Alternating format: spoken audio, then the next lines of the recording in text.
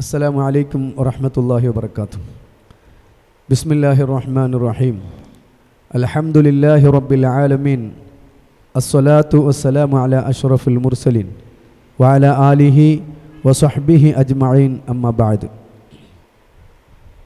ഏറ്റവും സ്നേഹം നിറഞ്ഞ മുഅ്മിനീങ്ങളെ, അല്ലാഹുവിൻ്റെ പരിശുദ്ധമായ മതം ഇന്നദ്ദീന ഇൻദല്ലാഹിൽ ഇസ്ലാം, അള്ളാഹു സ്വീകരിക്കുന്ന മതം ഇസ്ലാം മാത്രമാണ്. ആ പരിശുദ്ധമായ മതത്തിൻ്റെ പ്രചരണത്തിന് വേണ്ടിയാണ് അള്ളാഹു സുബ്ഹാനഹു വ തആല 1,00,000 ചില്ലാനം അമ്പിയാക്കളെ ഈ ഭൂമി ലോകത്തേക്ക് അയച്ചത്. അതിനുശേഷം ദീന് പ്രചരിപ്പിക്കാൻ ഇവിടെ വന്നിട്ടുള്ള അവൻ്റെ അമ്പിയാക്കളും അതിനുശേഷം വരുന്ന ഔലിയാക്കളും സ്വാലിഹീങ്ങളും ശുഹദാക്കളും അങ്ങനെ നമ്മുടെ കരങ്ങളിലേക്ക് എത്തിയ പരിശുദ്ധമായ മതം ദീൻ, ആ ദീനിൻ്റെ ആശയങ്ങളും ആദർശങ്ങളും ഖിയാമത്ത് നാൾ വരെ നിലനിൽക്കേണ്ടത് നമ്മുടെ എല്ലാം ആവശ്യമാണ്. പരിശുദ്ധമായ ദീനിൻ്റെ ആശയങ്ങൾ പ്രചരിപ്പിക്കാൻ വേണ്ടി അമ്പിയാക്കളും ഔലിയാക്കളും സ്വാലിഹീങ്ങളും നമ്മുടെ അയിമ്മത്ത് മുജ്തഹിദുകളും എല്ലാം വലിയ ത്യാഗങ്ങൾ സഹിച്ചുകൊണ്ടാണ് നമ്മുടെ കരങ്ങളിലേക്ക് ഈ പരിശുദ്ധമായ ദീനിനെ എത്തിച്ചു തന്നത്. അഷ്റഫുൽ ഖൽഖ് സ്വല്ലല്ലാഹു അലൈഹി വസല്ലമ തങ്ങൾ പരിശുദ്ധമായ ഖുർആൻ നമുക്ക് അത് വിശദീകരിച്ചു തരികയും അവിടുത്തെ ഹദീസുകൾ, ലക്ഷക്കണക്കിന് വരുന്ന ഹദീസുകളിലൂടെ പരിശുദ്ധമായ ദീനിനെ നാം മനസ്സിലാക്കുകയും ചെയ്തു. എത്രത്തോളം എന്നാൽ ഇന്ന് രൂപാന്തരപ്പെട്ട അവാന്തര വിഭാഗങ്ങൾ എന്ന് പറഞ്ഞാൽ വഹാബികൾ, അല്ലെങ്കിൽ വിവിധങ്ങളായ പേരിൽ അറിയപ്പെടുന്ന ഇസ്ലാമിൻ്റെ ആശയങ്ങൾക്ക് ഘടകവിരുദ്ധമായി പ്രവർത്തിക്കുന്ന പല പേരുകളിലും അറിയപ്പെടുന്ന ആളുകൾ, അവരെല്ലാം പരിശുദ്ധമായ ഖുർആനിനെ ഇവിടെ ദുർവ്യാഖ്യാനം ചെയ്തു എന്ന് മാത്രമല്ല, ഒരുപാട് ഹദീസുകൾ പച്ചയായി അവർ നിഷേധിക്കുകയും അത് ദുർവ്യാഖ്യാനം ചെയ്യുകയും അവരുടേതായ ആശയങ്ങൾ പ്രചരിപ്പിക്കാൻ വേണ്ടി അവർക്കൊത്ത് അതിനെ വ്യാഖ്യാനിക്കുകയും അങ്ങനെ ആത്മസായുജ്യം അടയുകയും ചെയ്തുകൊണ്ടിരിക്കുകയാണ് ഇവിടുത്തെ വഹാബികളായ ആളുകൾ. ഇവിടെ ഏറ്റവും ലേറ്റസ്റ്റായി നമുക്ക് പരിശോധിക്കുമ്പോൾ 3000-ലധികം ഹദീസുകൾ, സ്വഹീഹായ ഹദീസുകൾ പച്ചയായി അവർ നിഷേധിച്ചു എന്ന് അവർ തന്നെ ഇന്ന് വിവിധ ഘടകങ്ങളായി അവർ മാറിയപ്പോൾ പരസ്പരം ചളിവാരി എറിയുന്ന വളരെ വേദനാജനകമായ സാഹചര്യവും നമ്മളിന്ന് കണ്ട് അനുഭവിക്കേണ്ടി വരികയാണ്. ഇവിടെയാണ് തെറ്റിദ്ധരിക്കപ്പെടുന്ന സമൂഹത്തിന് യഥാർത്ഥ ആശയം എന്താണ് എന്നും പരിശുദ്ധമായ ഇസ്ലാം എന്താണ് എന്നും പരിചയപ്പെടുത്തി കൊടുക്കേണ്ടതിൻ്റെ ആവശ്യകത നമ്മുടെ മുമ്പിലുള്ളത്. അതുകൊണ്ട് ഇന്ന് ദുർവ്യാഖ്യാനം ചെയ്യപ്പെട്ടുകൊണ്ടിരിക്കുന്ന വളരെ പ്രധാനപ്പെട്ട ചില ഹദീസുകളിലേക്ക് നമുക്ക് ചർച്ച ആവശ്യമാണ് എന്ന് മനസ്സിലാക്കിയത് കൊണ്ട് നമ്മൾ 1-2 വിഷയങ്ങൾ അതുമായി ബന്ധപ്പെട്ട് ഞങ്ങൾ ചർച്ച ചെയ്യുകയാണ്. അള്ളാഹു സത്യമായി മനസ്സിലാക്കാനും അത് ജീവിതത്തിൽ പകർത്താനും മരിക്കുന്ന സമയത്ത് ഈമാൻ കിട്ടി മരിക്കാനും അള്ളാഹു നമുക്കെല്ലാവർക്കും തൗഫീഖ് നൽകട്ടെ. ആമീൻ എന്ന് പ്രാർത്ഥിച്ചുകൊണ്ട് നമ്മൾ ചർച്ചയിലേക്ക് കടക്കുകയാണ്. ഏതായാലും നേരത്തെ സൂചിപ്പിക്കപ്പെട്ടതുപോലെ 3000-ലധികം, കൃത്യമായി പറഞ്ഞാൽ 3151 ഹദീസുകൾ സ്വഹിയായ വ്യത്യസ്തമായ കിതാബുകളിൽ നിന്ന്, 12 കിതാബുകളിൽ നിന്ന്, അവരങ്ങനെ തന്നെ പറയുന്നുണ്ട്, 12 കിതാബുകളിൽ നിന്ന് ഞങ്ങൾ തള്ളിക്കളഞ്ഞു എന്നാണ്. മൊത്തമല്ല, ഞാൻ ഇവിടെ വായിക്കാൻ വേണ്ടി 12 കിതാബ് എന്ന് മാത്രം എടുത്തതാണ്. ബുഖാരി, മുസ്ലിം, തിർമുദി, അബൂദാവൂദ്, നസായി, ഇബ്നു മാജ അടക്കമുള്ള 12 കിതാബ് എന്ന് മാത്രം 100 ചില്ലാനം ഹദീസ് കിതാബുകളുണ്ട്. 12 കിതാബിൽ നിന്ന് ഈ വായിച്ച വിഷയങ്ങളിൽ മാത്രമായി 3151. ആ നിലയ്ക്ക് സ്വഹിയായ ഹദീസുകളൊക്കെ തള്ളിക്കളയുകയും ഉള്ള ഹദീസുകളൊക്കെയും അവരുടെ ആശയത്തിനും അവരുടെ ആദർശത്തിനും അവരുടെ വാദം എന്താണോ അതിന് വേണ്ടി എങ്ങനെയെല്ലാം വളച്ചൊടിക്കാൻ പറ്റുന്നുവോ ആ നിലയ്ക്ക് വളച്ചൊടിച്ചുകൊണ്ട് അർത്ഥം വെച്ച് ഇവിടുത്തെ സാധാരണക്കാരായ ആളുകളെ കബളിപ്പിക്കുന്ന സ്വഭാവമാണ് ഇന്ന് അത്രയും ആശയക്കാർ, അത്രയും ആൾക്കാർ നേരത്തെ പറഞ്ഞതുപോലെ വ്യത്യസ്തമായ പേരുകളിലാണ് ഇന്ന് അവരെ അറിയപ്പെടുന്നത്. ഏത് പേരിൽ അറിയപ്പെട്ടാലും ആരായാലും സുന്നത്ത് ജമാഅത്തിനെതിരെയുള്ള സർവകക്ഷികളുടെയും സ്വഭാവം അവരുടെ ആശയത്തിനൊത്ത് ആയത്തുകളും ഹദീസുകളും അർത്ഥം വെച്ച് സാധാരണക്കാരെ തെറ്റിദ്ധരിപ്പിക്കുന്ന സ്വഭാവമാണ്. ഈ 3000-ലധികം ഹദീസ് എന്ന് പറയുന്നത് അവരുടെ ബുദ്ധിക്കും യുക്തിക്കും യോജിക്കാത്ത ഹദീസുകളായതുകൊണ്ടും സുന്നത്ത് ജമാഅത്തിൻ്റെ ആശയങ്ങളെ ശക്തിപ്പെടുത്തുന്നതായതുകൊണ്ടും ഇവർക്ക് എതിരാവുന്നതുമായതുകൊണ്ടാണ് അത്തരം ഹദീസുകളെ അവർ തള്ളിയത്. അത് നമ്മൾ എടുത്തു പറയേണ്ട ഒരു കാര്യമാണ്. തീർച്ചയായും അങ്ങനെ തന്നെയാണ്. അപ്പോൾ ആ നിലയ്ക്ക് അവർ ഓരോരോ ഹദീസുകളും ദുർവ്യാഖ്യാനം നടത്തുകയാണ്. അപ്പോൾ ഈ അടുത്ത് നമ്മൾ ചർച്ച ചെയ്തൊരു വിഷയമാണ് ഖബറുകളെ അവരിന്ന് എടുത്തുതിരിക്കുകയാണ്, ഖബറുകളെ ആരാധിക്കുകയാണെന്നുള്ളത്. മുസ്ലിമീങ്ങളായ നാം ഖബറുകളെ ആരാധിക്കുകയാണ്. യഥാർത്ഥത്തിൽ ആരാധനയും ആദരവും തമ്മിൽ എന്താണ് വ്യത്യാസം അതുപോലും അറിഞ്ഞിട്ടില്ല എന്നാണ് മനസ്സിലാകുന്നത്. ആരാധനയും ആദരവും ഒരുപോലെയല്ല.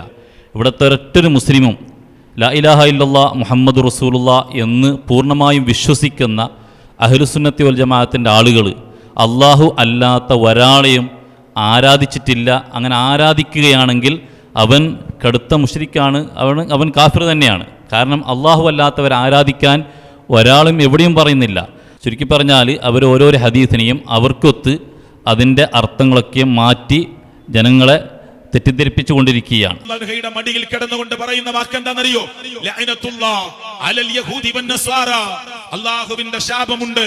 അലൽ യഹൂദി വന്നസ്വാറ, യഹൂദികൾക്ക് നസ്വാറാക്കൾക്ക് ജൂത ക്രിസ്ത്യാനികൾക്ക് റബ്ബിന്റെ ശാപമുണ്ട്. എന്താ കാരണമെന്നറിയുമോ?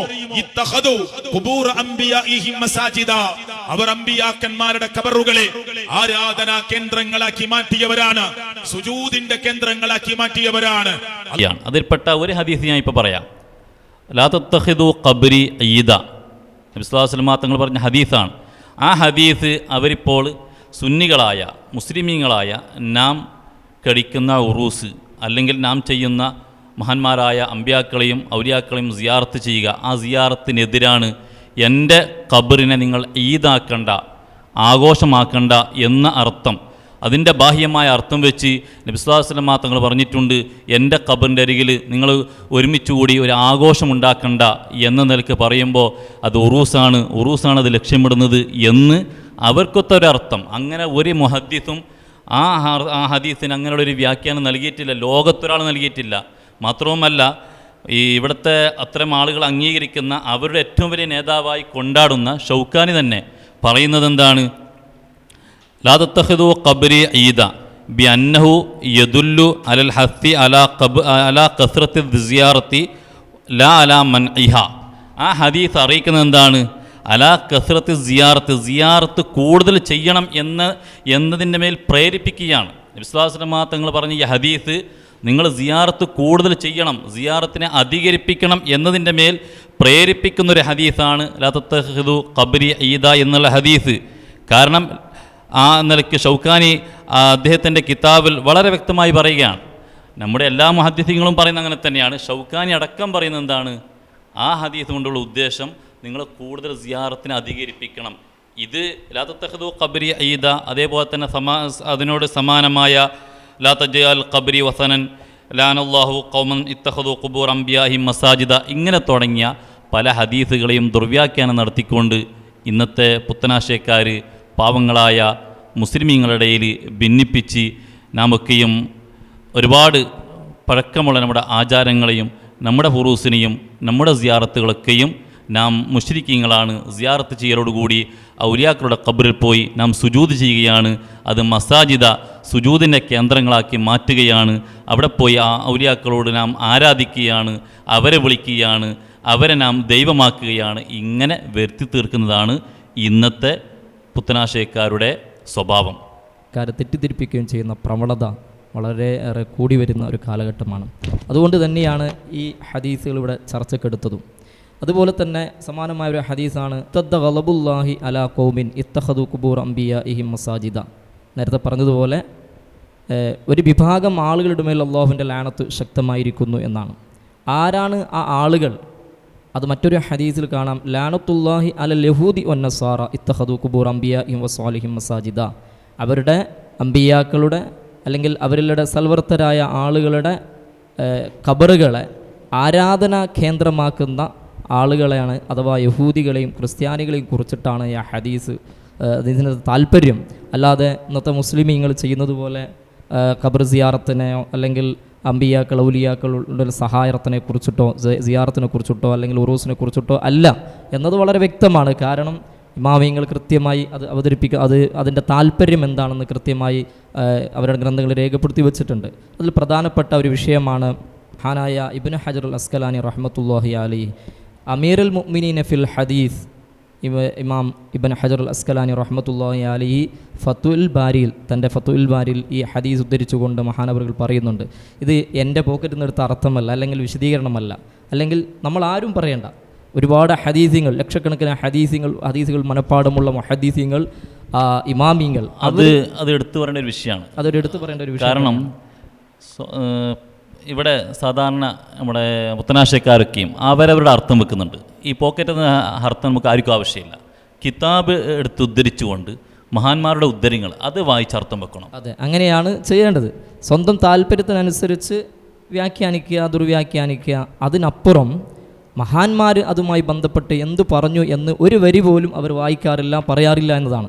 യഥാർത്ഥത്തിൽ നെറ്റുകളിൽ നിന്ന് ഹദീസുകൾ ഡൗൺലോഡ് ചെയ്ത് ആ ഹദീസ് മാത്രം അതിൻ്റെ ബാഹ്യാർത്ഥം പറഞ്ഞ് സാധാരണക്കാരെ തെറ്റിദ്ധരിപ്പിക്കുന്ന വളരെ അപകടകരമായ ദീനിൻ്റെ സത്തയെ തന്നെ ഇല്ലാതാക്കി കളയുന്ന, ആത്മാവെ നശിപ്പിക്കുന്ന രൂപത്തിലുള്ള ബാഹ്യാർത്ഥങ്ങളാണ് അവർ വെക്കുന്നത്. ഇവിടെ മഹാനായ ഇബ്നു ഹജറുൽ അസ്കലാനി റഹ്മത്തുള്ളാഹി ഫതുൽ ബാരിയിൽ എന്തു പറഞ്ഞു? ബുഖാരിയുടെ വിശദീകരണമായ ഫതുൽ ബാരിയിൽ ഇമാം ഹജറുൽ അസ്കലാനി റഹ്മത്തുള്ളാഹി അലൈഹി പറയുന്നത് നമുക്കൊന്ന് പരിശോധിക്കാം. കാനത്തുൽ യഹൂദു വൻ നസാറ യസ്ജുദൂന ലിഖുബൂരിൽ അംബിയാഇ, അതായത് യഹൂദികളും ക്രിസ്ത്യാനികളും അവരുടെ അമ്പിയാക്കൾക്ക് സുജൂദ് ചെയ്യുമായിരുന്നു. നാം പരിശോധിക്കേണ്ടത്, നാം പല പട്ടം ഇത് പറഞ്ഞതാണ്, നമ്മൾ എവിടെയാണ് സുജൂദ് ചെയ്യുന്നത്? എവിടെയെങ്കിലും മക്ബറകളിൽ സുജൂദ് ചെയ്യുന്നുണ്ടോ? പിന്നെ പല ദീൻ വേണ്ടതുപോലെ എത്താത്ത, പഠിക്കാത്ത വളരെ ചില സ്ഥലങ്ങളിലൊക്കെ, അത് നമ്മുടെ ദക്ഷിണേന്ത്യ പോലെയുള്ള ചില സ്ഥലങ്ങളിലൊക്കെയുള്ള സംഭവങ്ങളെ ഒപ്പിയെടുത്തുകൊണ്ട് അതാ ഇവർ ശിർക്ക് ചെയ്യുന്നു അല്ലെങ്കിൽ ആരാധിക്കുന്നു എന്ന് വരുത്തി തീർക്കുന്ന. പക്ഷേ അതിനെ ഏറ്റവും കൂടുതൽ എതിർത്തത് സുന്നികളാണ്. സുന്നി പണ്ഡിതന്മാർ, പഴയ കാലത്തുള്ള ആലിമീങ്ങളൊക്കെയും അതിനെ കർശനമായി അന്നും ഇന്നും എതിർത്തുകൊണ്ടിരിക്കുകയാണ്. അതാണ്. അപ്പോൾ എന്താണ് ഫതുൽ ബാരിയിൽ അതിൻ്റെ താല്പര്യമെന്ന് മഹാനായ ഇബ്നു ഹജർ അസ്കലാനി റഹ്മത്തുള്ളാഹി പറയുന്നുണ്ട്. യഹൂദികൾ ക്രിസ്ത്യാനികൾ അവരുടെ അമ്പിയാക്കൾ സുജൂദ് ചെയ്യുമായിരുന്നു. മാത്രമല്ല എന്ന് തഅലീമൽ ലിശഇനിഹിം, അവരെ വളരെയേറെ, എത്രത്തോളം എന്ന് പറഞ്ഞാൽ അഖ്സാ ഗായത്തുൽ ഖുദൂഇ വതദല്ലുൽ, അങ്ങേറ്റത്തെ വണക്കത്തോടുകൂടി അവരെ ആരാധിച്ചിരുന്നു, അവർക്ക് സുജൂദ് ചെയ്തിരുന്നു. വയജഅലൂനഹാ ഖിബ്ലത്തൻ യതവജ്ജഹൂന ഫിസ്സലാത്തി, നിസ്കാരത്തിൽ അവരെ കിബിലയാക്കി, ആ അമ്പിയാക്കളെ മഹാന്മാരുടെ ഖബറുകളെ കിബിലയാക്കി എന്ന് പറയുമ്പോൾ തന്നെ നമുക്ക് മനസ്സിലാകും. കിബിലയാക്കിക്കൊണ്ട് അതിന് നേരെ സുജൂദ് ചെയ്യുകയും നിസ്കരിക്കുകയും ചെയ്തിരുന്നു എന്ന് ഫതുൽ ബാരിയിൽ കാണാം.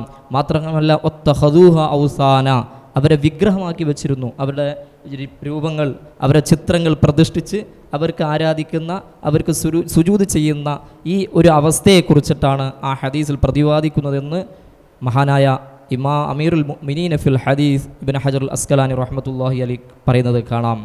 അങ്ങനെയുള്ള ആളുകളാണ് ലഅനഹും വമനഅൽ മുസ്ലിമീന അൻ മിസ്ലി ദാലിക, അത്തരം കാര്യങ്ങളിൽ നിന്ന് മുസ്ലിമീങ്ങളെ വിരോധിക്കാൻ കൂടിയാണ് മഹാനായ മുഹമ്മദ് റസൂലുള്ളാഹി സ്വല്ലല്ലാഹു അലൈഹി വസല്ലം തങ്ങൾ ഈ ഹദീസ് പറഞ്ഞത് എന്ന് മഹാനായ ഇമാം ഇബ്നു ഹജർ അസ്കലാനി തൻ്റെ ഫതുൽ ബാരിയിൽ പറയുന്നത് കാണാം. എന്നിട്ട് അദ്ദേഹം അതിൻ്റെ അവസാന ഭാഗം പറയുന്നുണ്ട്, ഫഅമ്മാ മനിത്തഖദ മസ്ജിദൻ ഫീ ജിവാരി സ്വാലിഹീങ്ങളുടെ അടുത്ത്, അവരുടെ പരിസരത്ത് പള്ളി നിർമ്മിക്കുക എന്നത് ഖസദ തബറുക ബിൽ ഖുർബി മിൻഹു, അവരോട് അടുത്തു നിന്നുകൊണ്ട് തബറുക്കിന് വേണ്ടി ബറക്കത്തെടുക്കാമെന്ന ലക്ഷ്യത്തോടു കൂടി എടുക്കുന്നത്, പിന്നെ ലത്തഅലീമ ലഹു വലത്തവജ്ജുഹ നഹ്വഹു, അതിലേക്ക് നേരത്തെ പിന്നെ യഹൂദികൾ ക്രിസ്ത്യാനികൾ സുജൂദ് ചെയ്തതുപോലെ മുന്നിട്ട് നിസ്കരിച്ചതുപോലെ അല്ലാതെ അവരെ ബറക്കത്തെടുക്കാൻ ഉദ്ദേശിച്ചുകൊണ്ട് അവിടെ പള്ളി പണിയുന്നതിനും നിസ്കരിക്കുന്നതിനും ഒന്നും കുഴപ്പമില്ല എന്ന് മഹാനായ ഇബ്നു ഹജർ അസ്കലാനി വളരെ അസന്നിഗ്ധമായി, വളരെ വ്യക്തമായി അവർ ഫത്തുൽ ബാരിയിൽ ഈ ഇബാറത്ത് കൊണ്ടുവരുന്നുണ്ട്. ഇതിനെ നിഷേധിക്കാൻ ഫത്തുൽ ബാരി വെച്ച് അല്ലെങ്കിൽ മറ്റു സമാനമായ ഗ്രന്ഥങ്ങൾ വെച്ച് നിഷേധിക്കാൻ നമുക്ക് കഴിയുമോ? കാരണം നമ്മൾ ഒരിക്കലും നമ്മുടെ പോക്കറ്റിൽ നിന്നല്ല വിശദീകരണം നൽകുന്നത്, നമ്മുടെ യുക്തിക്കും ബുദ്ധിക്കും അനുസരിച്ചല്ല. മഹാന്മാരായ മുഹദ്ദീസീങ്ങൾ ലക്ഷക്കണക്കിന് ഹദീസ് മനപ്പാടും. ലക്ഷക്കണക്കിന് ഹദീസ് എന്ന് പറയുമ്പോൾ 10 ഹദീസ് പോലും അറിയാത്ത വഹാബി നേതാക്കളെയാണോ നാം സ്വീകരിക്കേണ്ടത്? അല്ല, ലക്ഷക്കണക്കിന് ഹദീസ് ഹിഫ്ള് ചെയ്ത ഹഫ്ലീങ്ങളായ മുഹദ്ദീസീങ്ങളെ ഇമാമിങ്ങളെയാണോ നാം സ്വീകരിക്കേണ്ടത് എന്നത് നാം ചിന്തിക്കേണ്ട ഒന്നാണ്. ലോകത്തുള്ള ഇമാമുകളൊക്കെയും പറഞ്ഞത് ഖബർ സിയാറത്ത് പുണ്യകർമ്മമാണ്. ഖബർ സിയാറത്ത് ഒരിക്കലും അത് ആരാധനയല്ല. മഹാനായ ഇമാം സാബിർ അല്ലാഹു തആലാന് പറയാണ്, വ അമ്മ സിയാറത്തു സ്വാലിഹീന വൽ അംബിയായി ഫലൈസ മിൻ ഖബീലിൽ ഇബാദത്തി ലഹും. ഒരിക്കലും സ്വാലിഹീങ്ങളെയും അമ്പിയാക്കളെയും സിയാറത്ത് ചെയ്യുക എന്നുള്ളത് അത് അവരെ ആരാധിക്കലല്ല.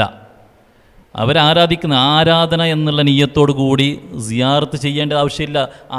അള്ളാഹു അല്ലാത്തവരെ ആരാധിക്കുക എന്നുള്ള നിയ്യത്ത് മനസ്സിൽ വന്നാൽ തന്നെ അതിന് ഏതെങ്കിലും മക്ബറയിൽ പോകേണ്ട ആവശ്യമില്ല, ഏതെങ്കിലും ഒരു ഒലിയൻ്റെ അരികിൽ പോയി സിയാറത്തിൻ്റെ ആവശ്യമില്ല. നമ്മുടെ സ്വന്തം കൽബിൽ എവിടെ നിന്ന് തോന്നിപ്പോയാലും അള്ളാഹു അല്ലാതെ എനിക്ക് ആരാധിക്കപ്പെടാൻ വേറൊരാൾ ലോകത്തുണ്ട് എന്നുള്ളൊരു വിശ്വാസം വന്നാൽ തന്നെ അപ്പോഴേ അവൻ മുശ്രിക്കായില്ല, അവൻ കാഫിറായില്ലേ. അതിനേതെങ്കിലും മക്ബറയിൽ പോകേണ്ട ആവശ്യമില്ലല്ലോ. മാത്രമല്ല, നേരത്തെ നിങ്ങൾ ഉദ്ധരിച്ച ഹദീസ് ലാ തജാൽ ഖബ്രി ഈദ, സമാനമായ മറ്റൊരു ഹദീസ് ഉണ്ട്, ലാ തജാലു ബുയൂത്തക്കും ഖുബൂറ. നിങ്ങളെ വീടുകളെ നിങ്ങൾ ഖബറാക്കരുതെന്ന്. അതിനർത്ഥം എന്താണ്? ലാ തത്റുക്കു സ്വലാത്ത ഫീഹാന, അതിൽ നിസ്കാരം ഉപേക്ഷിക്കരുന്ന. അതേ സ്ഥാനത്ത് ഇതിനെ വഹാബികൾ എങ്ങനെ അർത്ഥം വെക്കും? നിങ്ങളെ വീടുകളെ ഖബറാക്കണ്ട എന്ന് വെച്ചാൽ വീട്ടിൽ ഖബർ കുഴിക്കാൻ പാടില്ല, ഖബർ ഉണ്ടാക്കാൻ പാടില്ല എന്നൊക്കെ പറയേണ്ടി വരില്ലേ ഈ ഹദീസിന്റെ ബാഹ്യമായ അർത്ഥം? അങ്ങനെയാണെങ്കിൽ നബി സല്ലല്ലാഹു അലൈഹി വസല്ലം തങ്ങൾ കിടക്കുന്നത് എവിടെയാണ്? ആയിഷ റളിയല്ലാഹുവിന്റെ വീട്ടിലാണ്. അപ്പോൾ അതിന് സമാനമായ ഇത്തരം ഹദീസുകളെ ദുർവ്യാഖ്യാനിച്ചുകൊണ്ട് ഇവിടുത്തെ മുസ്ലിമീങ്ങളെ മുഖ്യധാര മുസ്ലിമീങ്ങളെ കാഫിറാക്കുന്ന മുശ്രിക്കാക്കുന്ന ഒരു അവസ്ഥാവിശേഷമാണ് അതിലുള്ളത്. കൃത്യമായി പഠിക്കാത്തതിൻ്റെ കാരണം കൊണ്ടാണ്, ഇമാമിങ്ങളെ തള്ളിക്കളഞ്ഞതിൻ്റെ കാരണം കൊണ്ടാണ് ഇത്തരം അവർക്കനുസരിച്ച് വ്യാഖ്യാനിക്കേണ്ടി വരുന്നത്. ഇതിൻ്റെയൊക്കെ കാരണം കൃത്യമായ ഒരു ഉസ്താദിൽ നിന്ന് അറിവ് പകരാത്തതിൻ്റെ അല്ലെങ്കിൽ അറിവ് പഠിക്കാത്തതിൻ്റെ കാരണമാണ്. നമ്മൾ എവിടെയെങ്കിലും വളരെ ശരിയാണ് സാജു സാബ് പറഞ്ഞതുപോലെ, ഒരിക്കലും അവർക്ക് കൃത്യമായൊരു അധ്യാപനം ഉണ്ടായിട്ടില്ല. സനദ്, നമുക്കൊരു ഇൽമ് പഠിപ്പിച്ച ഒരു ഉസ്താദ്, ആ ഉസ്താദിൻ്റെ ഉസ്താദ്, ഇങ്ങനെ ഒരു കൃത്യമായ ഒരു പരമ്പരയില്ല. അത് വേണം, അടിസ്ഥാനമാണത് ഏതിൻ്റെയും.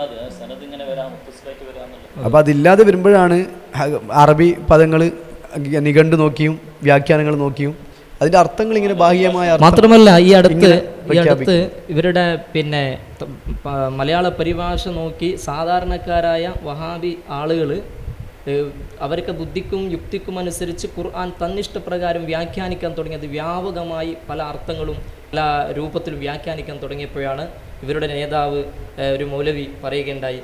അത് നമുക്ക് കേൾക്കാം.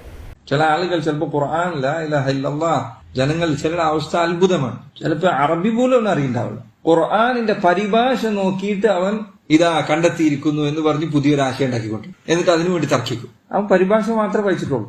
അത് വായിച്ചിട്ട് അവൻ പുതിയൊരു ചിന്താഗതിയും പുതിയ ഒരു മാർഗവും. ഇതേപോലെയാണ് ഓരോരുത്തരും അവനവന്റെ തോന്നലിനനുസരിച്ച് ഖുർആൻ വ്യാഖ്യാനിക്കുക. ചില ആളുകൾ നിസ്കാരം 3 റക്അത്താണെന്ന് പറഞ്ഞതുപോലെ.